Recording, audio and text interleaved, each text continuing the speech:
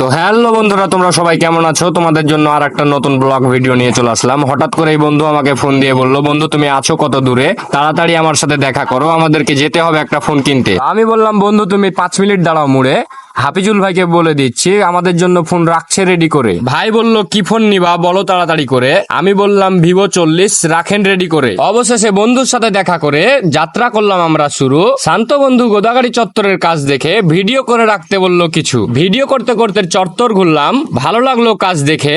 তারপরে তো চলে গেলাম আমরা হাফিজুল ভাইয়ের দোকানে। তো ভাই বলল তোমরা সবাই আছো ভাইয়া কেমন, ফোনটা তো অস্থির হবে আমার মনের মতন। তো শান্ত বন্ধু বলল আমার ফোন হয়ে গিয়েছে চয়েস, আমার কাছেই এই ফোনটা, আমার বন্ধুর কাছেই বেশ। তো অত কিছু না ভাবিয়া লাগলাম টাকা গুনতে।